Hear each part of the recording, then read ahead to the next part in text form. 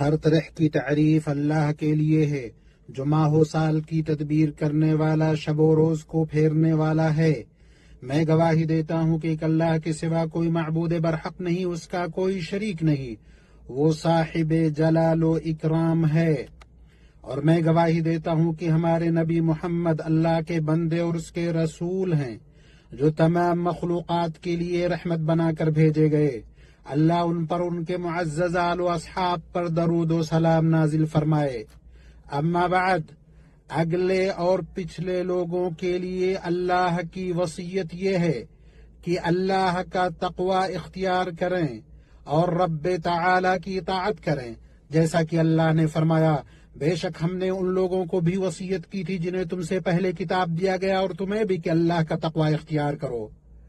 اللہ کے بندو، ہم نبی اعظم صلی اللہ علیہ وسلم کی ہجرت کے ہجری سال کے اختتام پر ہیں۔ ایسے میں ہر مسلمان پر لازم ہے کہ وہ سیرت مصطفیٰ صلی اللہ علیہ وسلم کو ہمیشہ یاد رکھے،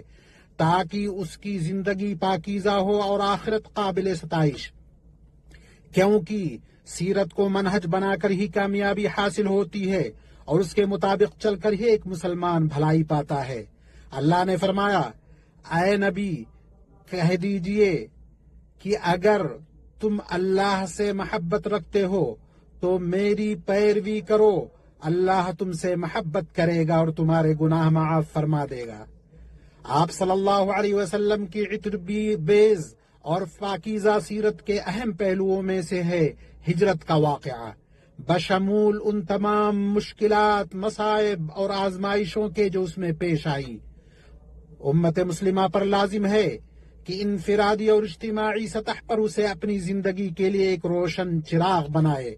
اسی راستے سے امت اپنے رب کے کلام پر عمل کرے گی، اس کے اسرار کو سمجھے گی اور اس کے مفہوم کو جانے گی۔ اللہ نے فرمایا، ہم نے آپ پر یہ قرآن نازل کیا تاکہ آپ لوگوں کے سامنے وہ چیز واضح کر دے جو ان کی طرف نازل کی گئی، اور تاکہ وہ غور و فکر کریں۔ امت مسلمہ اپنے مسائل کے حل، اپنے بحرانوں اور دردناک زخموں سے نکلنے کے لیے کامیاب نتائج تک اس وقت تک نہیں پہنچ سکتی جب تک وہ اپنے رب کی وحی اور اپنے نبی صلی اللہ علیہ وسلم کی سنت کو سمجھ بوجھ کر نہ پڑھے،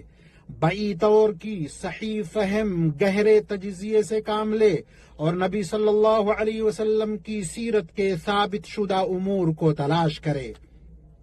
یقیناً ہجرت کا مقدس واقعہ بڑے بڑے اسباق اور روشن عبرتوں کا حامل ہے۔ ان میں دنیا اور آخرت دونوں کے معاملات میں مصلحتوں کو حاصل کرنے اور بڑھانے، نیز مضرتوں کو دور کرنے اور کم کرنے کا راز مضمر ہے۔ یہ اسباق اتنی بڑی تعداد میں ہیں کہ اس مختصر سے وقت میں ان کا احاطہ ممکن نہیں۔ البتہ ہم اس عظیم واقعہ اور پوری انسانیت کے لیے اس عظیم نعمت کے حوالے سے دو پہلوؤں پر روشنی ڈالیں گے۔ پہلا پہلو، نبی کریم صلی اللہ علیہ وسلم کی سیرت کے ہر لمحے میں کچھ بنیادی مقاصد ہیں اور کچھ ضمنی و فروعی مقاصد۔ سب سے بڑا مقصد اور عظیم ترین ہدف اللہ عز و جل کی ربوبیت، الوہیت اور اسماء و صفات میں توحید کو بجا لانا ہے۔ چنانچہ رسول اللہ صلی اللہ علیہ وسلم کی زندگی کا کوئی بھی دور بشمول ہجرت کے توحید کے اعلان اور اس کے شواہد کو پیش کرنے، نیز شرک اور اس کے مظاہر کی مخالفت سے خالی نہیں، اور آپ صلی اللہ علیہ وسلم اس حال میں بھی اس کام سے پیچھے نہیں ہٹے جب آپ ہجرت کے سفر میں تھے اور دشمن آپ کو شدت سے ڈھونڈ رہا تھا، اور نہ اس وقت اس کے بارے میں بات کرنا ترک کیا جب آپ مدینہ میں اپنے انصار و اعوان کے درمیان غلبہ و اقتدار کے ساتھ دے، اور نہ ہی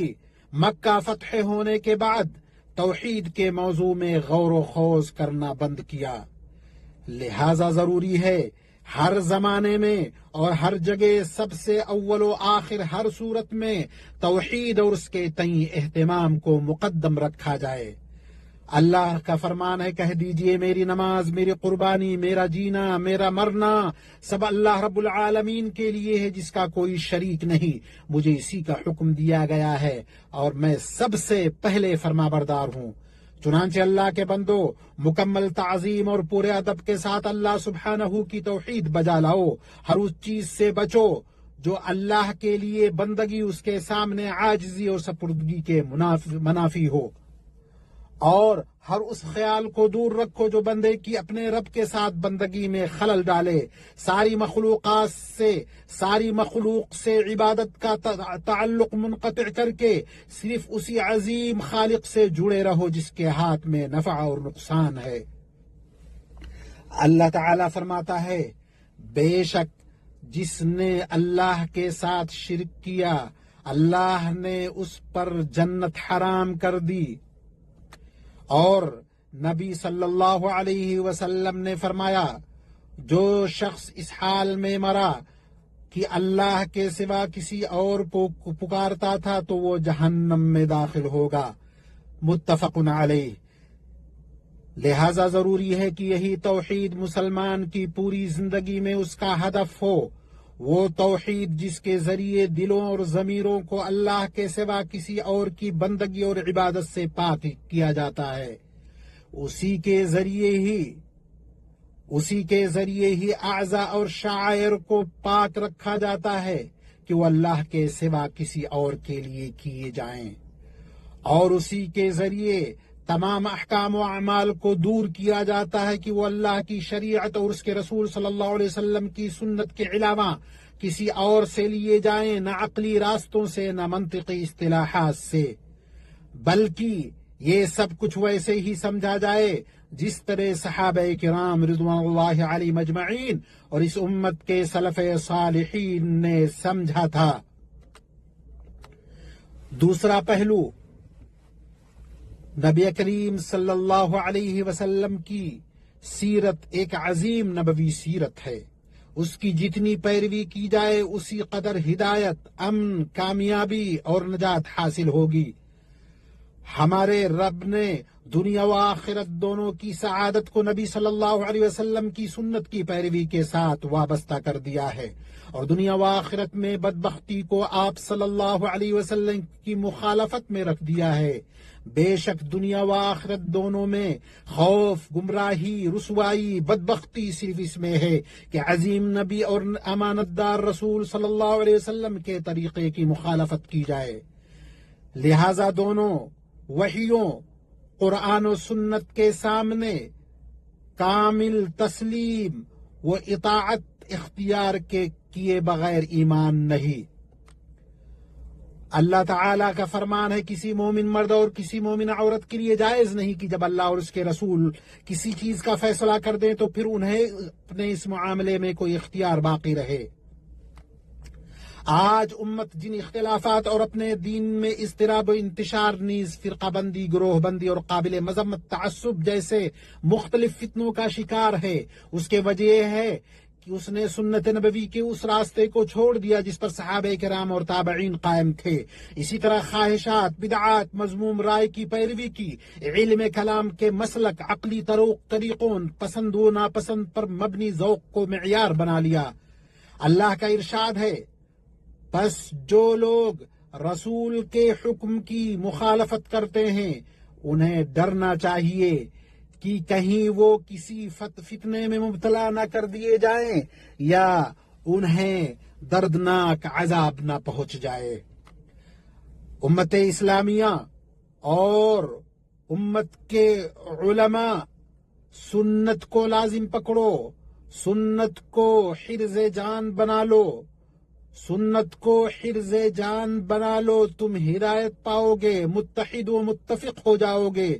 سنت پر چلنے والے بنو، اس کی حمایت و دفاع کرنے والے بنو۔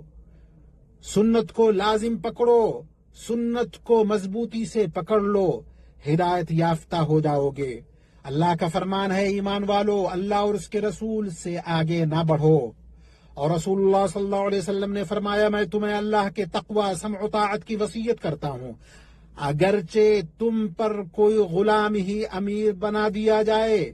کیونکہ تم میں سے جو میرے بعد زندہ رہے گا وہ بہت زیادہ اختلاف دیکھے گا، اس لیے تم پر میری سنت اور میرے بعد ہدایت یافتہ خلفائے راشدین کی سنت کو لازم پکڑنا ضروری ہے، اسے مضبوطی سے تھامے رکھنا، مضبوطی سے پکڑ کے رکھنا، دین میں نئی نئی باتوں سے بچنا، کیونکہ دین میں ہر نئی بات بدعت ہے اور ہر بدعت گمراہی ہے۔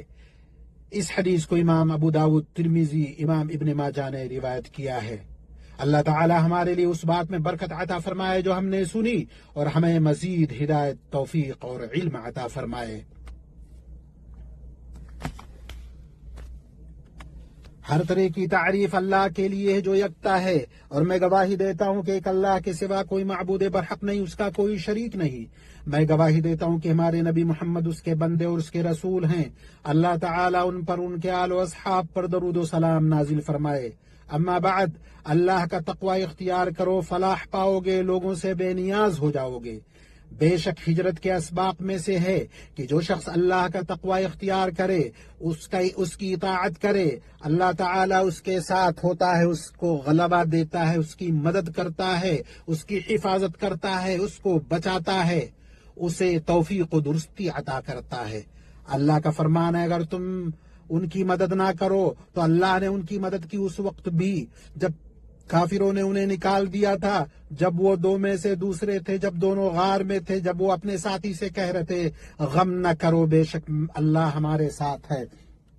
پھر اللہ نے ان پر اپنی سکینت نازل فرمائی، ایسے لشکروں کے ذریعے ان کی مدد فرمائی جنہیں تم نے نہیں دیکھا، اور کافروں کی بات کو پست کرتا ہے۔ اللہ ہی کی بات سب سے بلند ہے۔ اللہ کے بندو، بے شک جن لوگوں نے ہجرت نبوی کے بارے میں لکھا ہے ان میں سے بعض نے بہت سے ایسے قصے روایت کیے جو سند کے اعتبار سے ضعیف اور ثابت شدہ نہیں ہیں، لہٰذا ہم پر لازم ہے صرف معتبر اور مستند روایات ہی بیان کرے۔ سیرت کے کسی بھی واقعے کو نشر کرنے سے پہلے اس کی تحقیق کرنے، اور ہم اس کی تحقیق کر لیں۔ اس زمانے میں یہ تحقیق آسان اور بہت زیادہ سہل ہے، خصوصاً ایسے زمانے میں جب کہ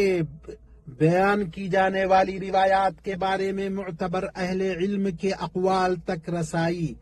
آسان ہو چکی ہے۔ بے شک سب سے زیادہ ثواب والے اعمال میں سے ایک یہ ہے کہ نبی صلی اللہ علیہ وسلم پر کثرت سے درود و سلام کی پابندی کی جائے۔ اے اللہ، محمد صلی اللہ علیہ وسلم پر اور ان کے آل پر، ان کے صحابہ پر درود و سلام نازل فرما۔ اے اللہ، تمام صحابہ پر اور خلفائے راشدین پر سلامتی نازل فرما۔ اے اللہ، تمام زندہ اور فوت شدہ مسلمان مردوں اور مسلمان عورتوں کی مغفرت فرما۔ اے اللہ، ہمیں دنیا میں بھلائی عطا فرما، آخرت میں بھی بھلائی عطا فرما، ہمیں آگ کے عذاب سے بچا۔ اے اللہ، مسلمانوں کی حفاظت فرما، ان کی پریشانیاں دور فرما، ان کے معاملات آسان فرما۔ اے اللہ، ہمارے ولی امر، خادم حرمین شریفین، ان کے ولی عہد کو ان کاموں کی توفیق عطا فرما جنہیں تو پسند کرتا ہے اور جن سے تو راضی ہوتا ہے، اور ان دونوں کا مددگار اور معاون بن جا، اور تمام مسلمانوں کے حکمرانوں کو بھی ان امور کی توفیق عطا فرما جن میں ان کے معاشروں کی بھلائی اور درستگی ہو۔ اے اللہ، جو کچھ ہم نے سنا ہے اس میں ہمارے لیے برکت عطا فرما۔ وصلی اللہ علی وسلم علی نبینا محمد وآلہ وصحبہ اجمعین۔